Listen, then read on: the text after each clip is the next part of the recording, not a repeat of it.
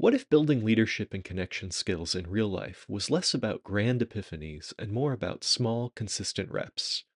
The way athletes train, the way musicians practice, the way simulation refines teaming and clinical performance. Push ups, sit ups, building up your cardio. We put challenges and weights in front of ourselves to get fit. We embrace no pain, no gain. Yet when we find something difficult in real life, especially an interpersonal something, we often skitter away. We put down the weight and walk away from the workout. Curious Now helps us lean into those everyday interactions, the awkward silences, simmering tensions, and high stakes conversations, and treat them like reps in a leadership gym. Curious Now, stronger later.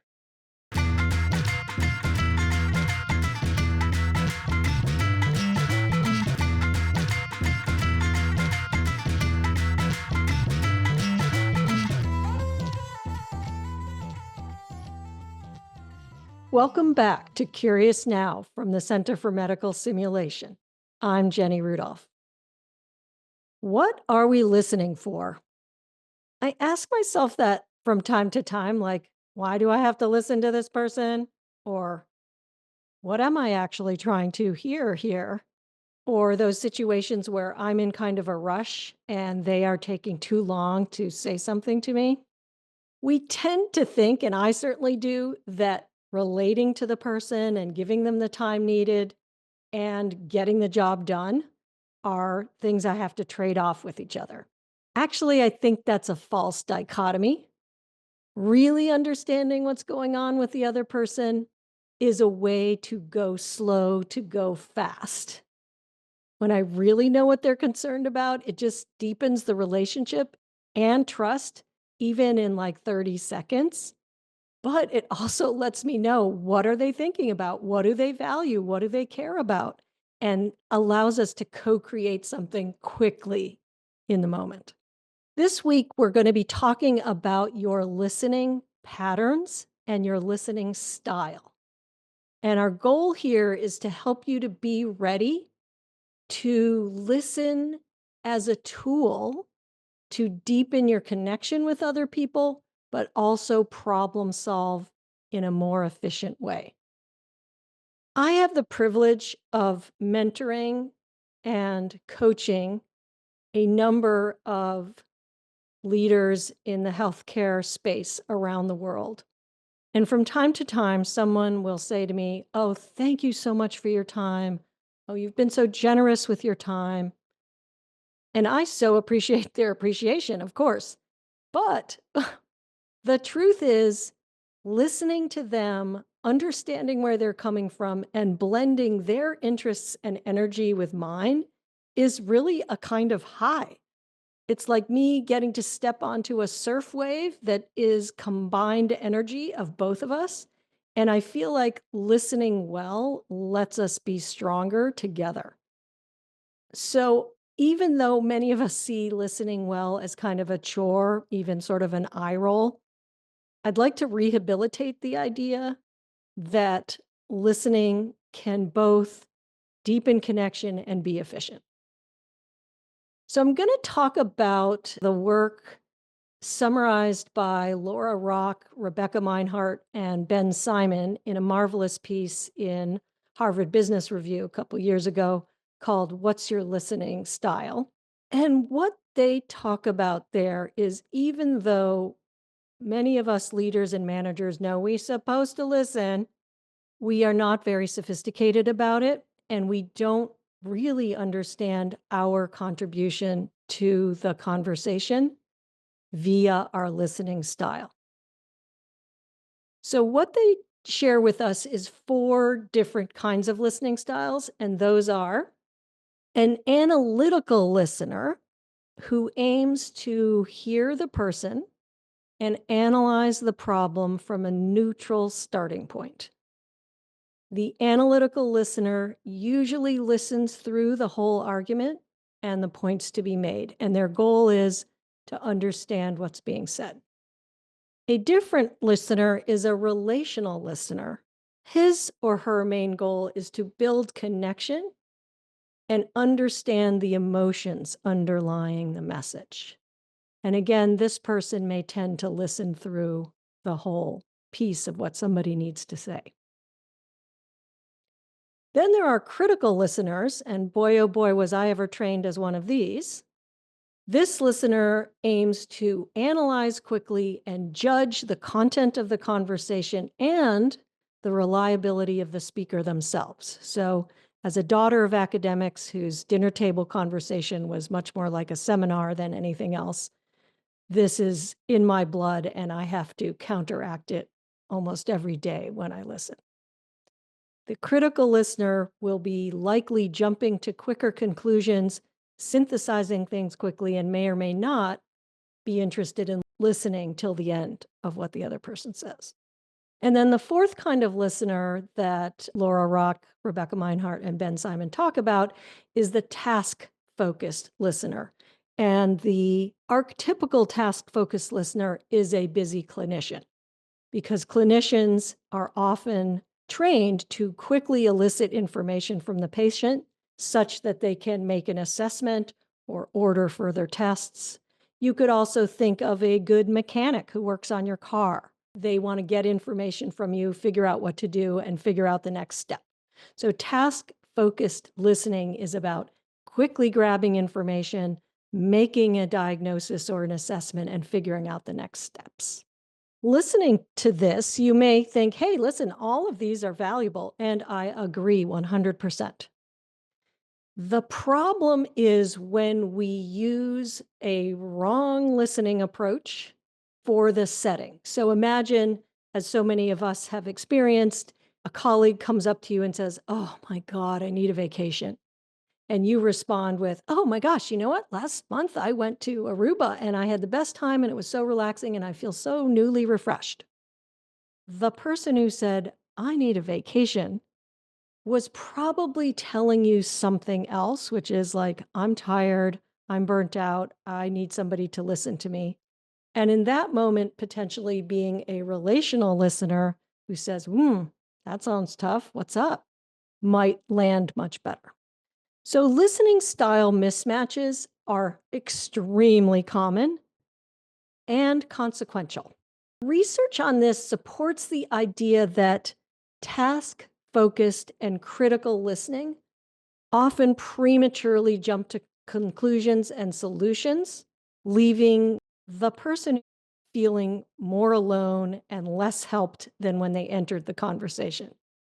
Probably most of us have had disagreements with our beloveds about, hey, I'm trying to just share my problem with you. I'm not looking for a solution.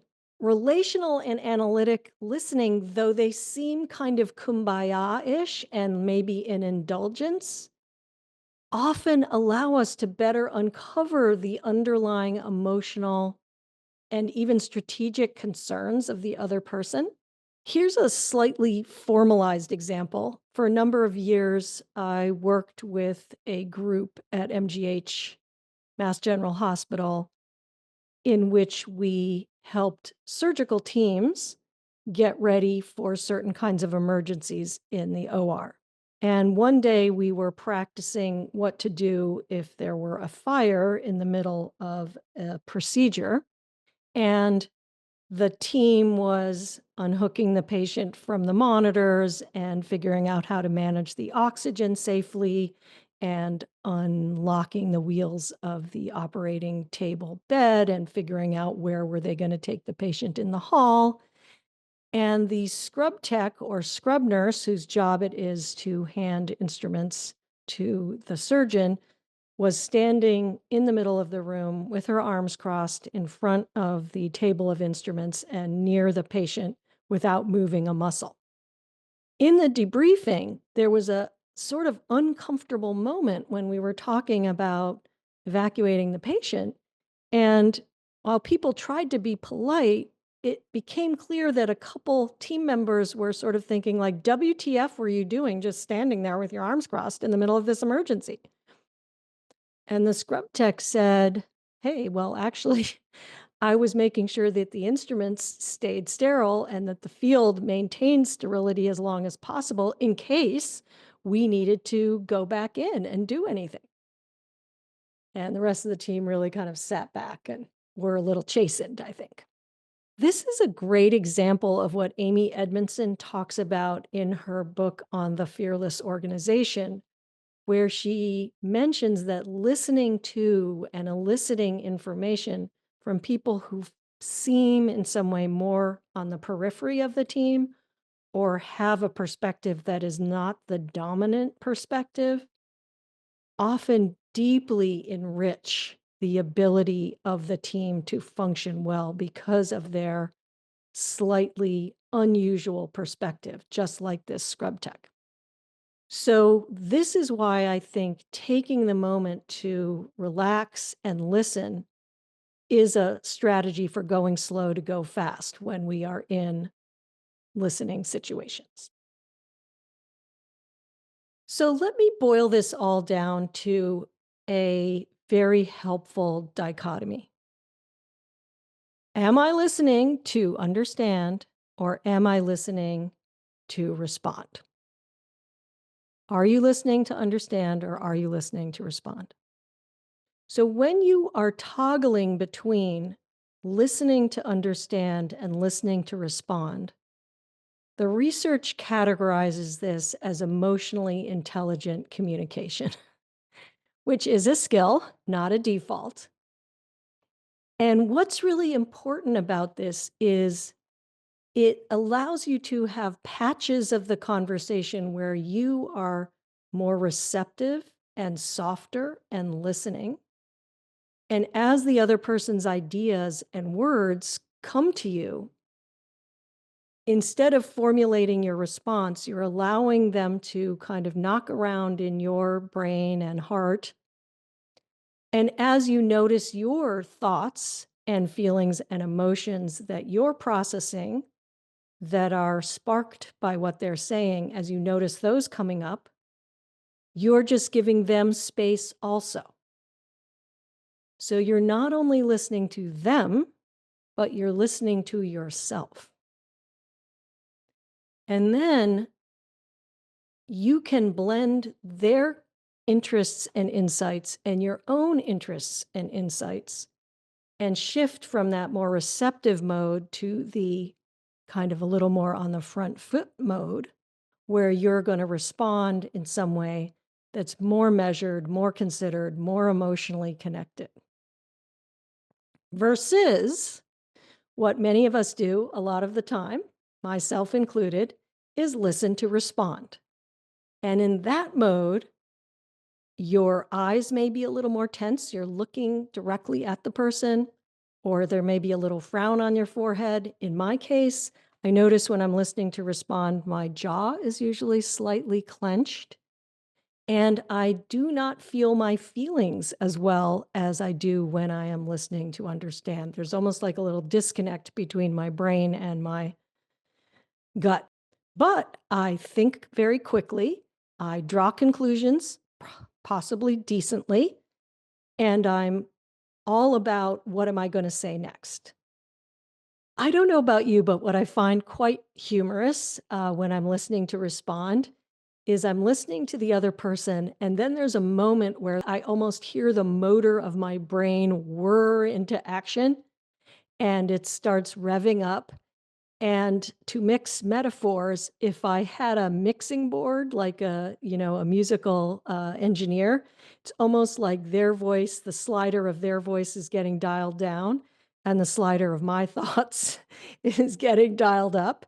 And my engine and car is like ready to take to the road to share my point of view.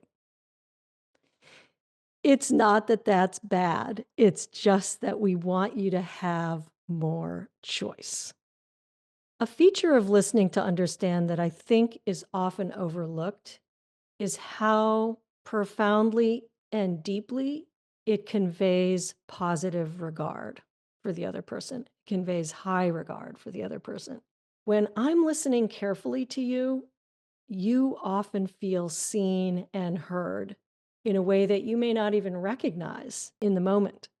And in fact, James Lipshaw and I were talking a little bit about this as we were getting the show ready. And James, you told me a really wonderful story from, I can't remember, middle school or high school, but do you mind relating it?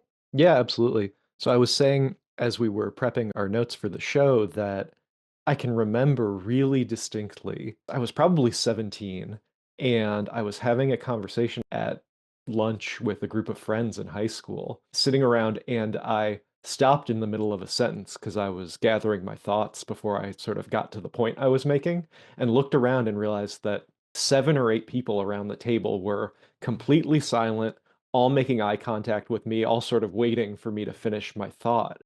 And pointed it out in the moment. I said, "Wow, everyone's really paying attention to me right now." And a friend who was sitting right next to me said, "Yeah, because we respect what you have to say." And I remember that to this day distinctly, probably as the first time that I ever felt that people like respected what I had to say, wanted to hear what I had to say. Don't tell my therapist I was 17 before this ever happened. But yeah, it really sticks with you when someone is truly deeply listening to you and wants to hear what you have to say and is waiting to hear it. It's really sort of magical. Mm. You know, James, that reminds me of in our simulation leader and instructor courses, one of the things I often hear from participants is, I so appreciate how you or this other faculty just have really listened to me. It's very rare for me to get attention on me at this stage in my career. And I think that's a hidden gem or gift of careful listening, which is it's a gentle gift of attention. So, when I was first introduced to this work on listening by Laura Rock and Rebecca Meinhardt, primarily, who are now joined by Ben Simon in the Harvard Business Review article that we'll refer you to, it was such a game changer for me. I had no idea about these listening styles. I had no idea how much I defaulted into listening to respond. And I was really depriving myself of the little mini vacation or oasis that comes from listening to understand. One of the things I love about listening to understand, it's like I can take a little mini vacation anytime during the day. It's almost like a kind of sympathetic, parasympathetic nervous system switch. So, for our workout of the week, we'd love to have you discover a little bit about yourself with this. So, part one of the workout of the week is just notice yourself listening. And remember, do not throw the second dart. You may start judging yourself, as I certainly did when I noticed how much I listened to respond. But are you listening to understand and are you listening to respond? Part two of this workout of the week is how does your body feel in those two different modes? What can you discern from your own self in those two different modes? I gave the example of how I felt quite a bit more cut off from my emotions when I was listening to respond. That may not be your shtick, it may be something else. And then the last part of the workout, if you'd like to do it, is experiment with switching modes. Most leaders and managers, I certainly have found this, will find it so fascinating how the content of the conversation switches as you switch listening modes. If you're pressed for time, just do first part of this workout of the week. Notice yourself listening. Are you listening to understand? Are you listening to respond? And see what that brings up for you. So I am very curious now to know what this experience is like for you. And I will be listening relationally to hear what it is like.